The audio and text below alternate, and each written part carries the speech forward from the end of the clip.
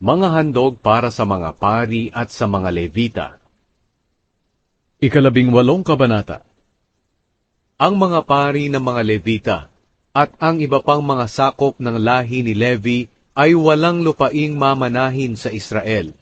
Makakakain lang sila sa pamamagitan ng mga handog sa pamamagitan ng apoy para sa Panginoon, dahil ito ang kanilang mana.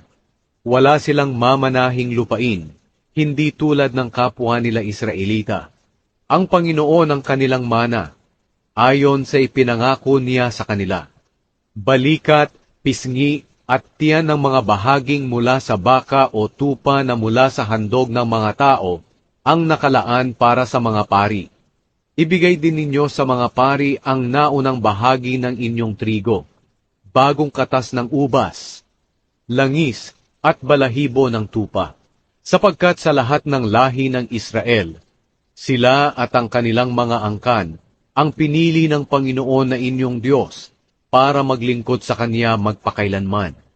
Ang sinumang Levita na naninirahan sa kahit saang lugar ng Israel, ay makakapunta sa lugar na pinili ng Panginoon, at makapaglilingkod siya roon sa Panginoon na kanyang Diyos, katulad ng kapwa niya Levita, na naglilingkod doon sa presensya ng Panginoon. Makakatanggap din siya ng kanyang bahagi sa mga handog, kahit na mayroon pa siyang tinatanggap mula sa iba na kanyang ikinabubuhay. Ang mga kasuklam-suklam na kaugalian. Kapag nakapasok na kayo sa lupaing ibinibigay sa inyo ng Panginoon na inyong Diyos, huwag ninyong susundin ang kasuklam-suklam na mga kaugalian ng mga naninirahan doon. Wala ni isa man sa inyo na magsusunog ng kanyang anak bilang handog, at huwag din kayong manghuhula, mangkukulam, manggagaway, gumagawa ng mga ginagawa ng mga espiritista, at makikipag-usap sa espiritu ng mga patay. Kinasusuklaman ng Panginoon ang sinumang gumagawa ng mga bagay na ito. Ito ang dahilan kung bakit palalayasin ng Panginoon na inyong Diyos ang mga bansa sa inyong harapan. Wala dapat kayong maging kapintasan sa harap ng Panginoon na inyong Diyos. Ang mga propeta. Ang mga bansang ito na palalayasin ninyo ay sumasangguni sa mga mangkukulam at mga manghuhula. Pero kayo, pinagbabawalan ng Panginoon na inyong Diyos sa paggawa nito. Sa halip, magpapadala sa inyo ang Panginoon na inyong Diyos ng isang propeta na mula sa inyo, at kadugo ninyo tulad ko.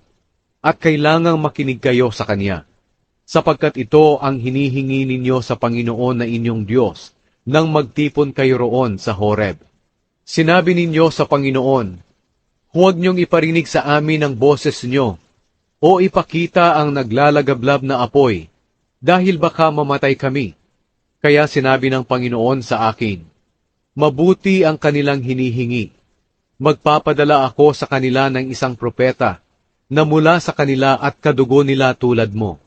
Ipasasabi ko sa kanya ang lahat ng gusto kong sabihin sa kanila. Parurusahan ko ang sinumang hindi makikinig sa aking mga salita, na sinasabi ng propeta na ito, sa pamamagitan ng aking pangalan. At kailangang patayin ang sinumang propetang magsasalita sa aking pangalan, nang hindi ko inuutusan, o magsasalita sa pangalan ng ibang Diyos. Maaaring isipin ninyo, paano ba namin malalaman kung iyon nga ay mensahe ng Panginoon? Kapag ang sinabi ng propeta na gumamit ng pangalan ng Panginoon ay hindi mangyari o magkatotoo, ang mensahe niya ay hindi galing sa Panginoon. Gawa-gawa lang iyon ng propeta, kaya huwag kayong matakot sa kanya.